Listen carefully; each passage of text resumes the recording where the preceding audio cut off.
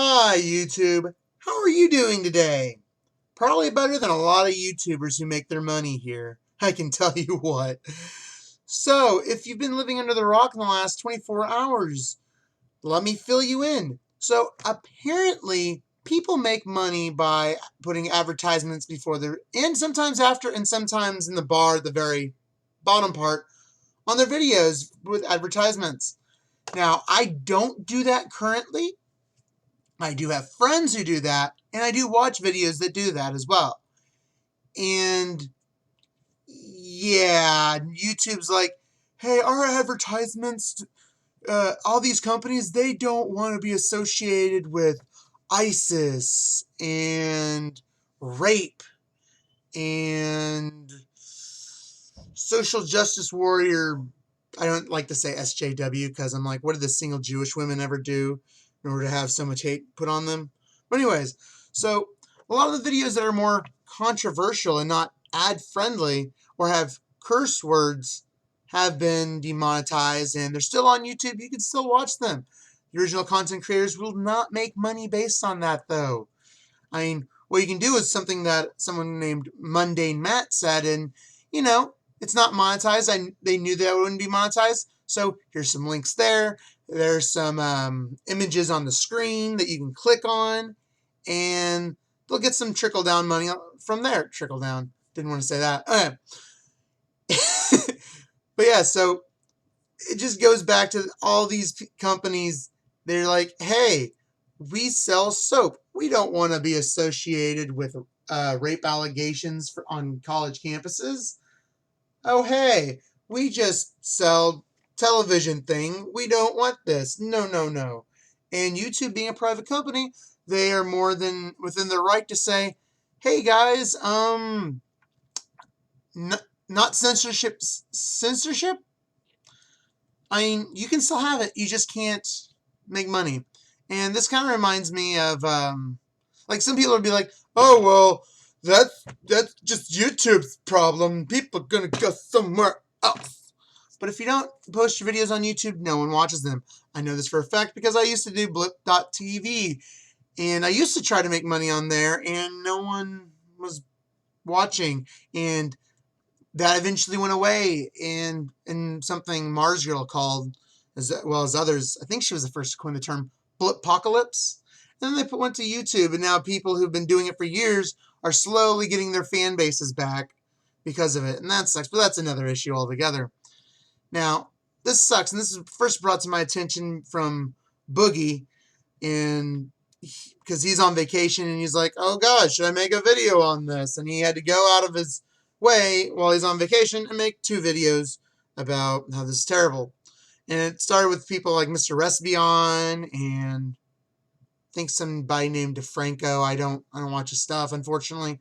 They got their stuff, and you'll remember mrrepzion, sorry, didn't want to be mean. He was into Gamergate, and he posts a lot of stuff about, say, Anita Sarkeesian, feminism, stuff of that nature. So that's going to get flagged, and it sucks.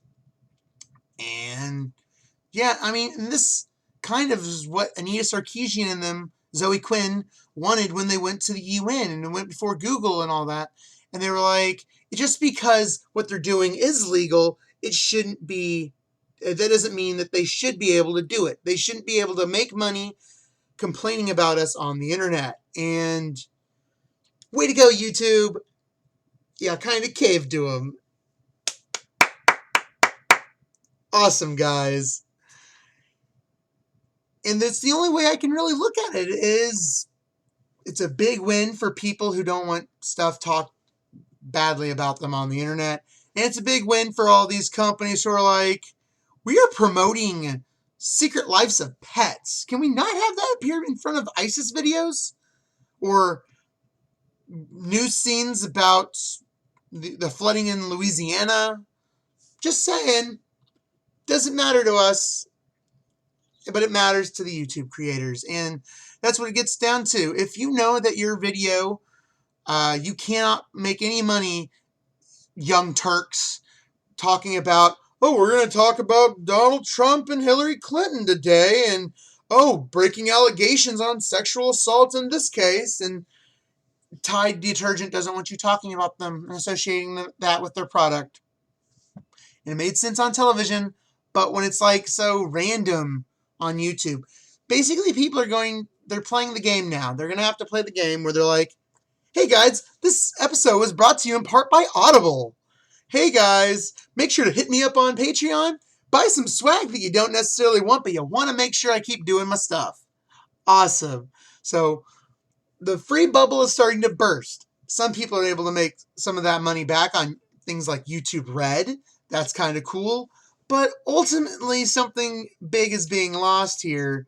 And some will argue that it's a space that should never have existed anyways, where I don't like women on the internet. And under the banner of Gamergate, I will post about it and I will make money because of my headlines and stuff. Like, people are like putting tags and stuff saying rape and murder and ISIS, stuff like that. And that's why they got in trouble. But as Mundane Matt put it out there, it's probably not what it is. It's your description box and it's your title. So use synonyms and hopefully things will go okay. Probably won't. I can see a lot of people ultimately having to drastically change their content or shut down altogether. And that's terrible. And I don't know what to tell you guys. Like, I never monetized my videos because I was always so iffy and all that. But you can't argue that more people started doing content and more of that content because of money. And that's why YouTube was able to get as big as it is.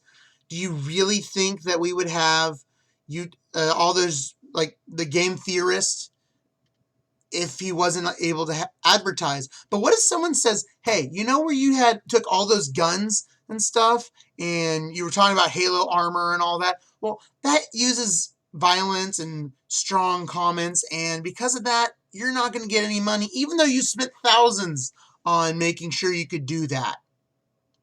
No. And some of these big YouTubers, they're protected, like Cutie Pie and The Daily Show and Jimmy Fallon. They'll be fine. I mean, a lot of this was icing on the cake anyways for, shows like that. But to just small guys, small fries, people with a little over 7,000 subscriptions, that's going to hurt them a lot. Me with only a couple hundred, not so much, because I didn't monetize. Maybe I should get on that. I've been kind of slow in making YouTube videos lately. I'm thinking about making a podcast with a friend of mine. We're going under a few different titles. We're not sure exactly which one it's going to be about. It's going to be basically about anime and video games, though, is where we've narrowed it down. And if it works out, it'll be cool. But should we start monetizing that? Do we have a right to monetize that? I don't know. I don't know these answers. But tell me your thoughts in the description, not description, in the comments below. Please say, hey, I'm weighing in with my opinion. You're wrong on everything, or you're right on everything. Or, that is a stupid hat, you stupid man. Okay, guys. Well, I will catch everyone later, and be good to each other, all right?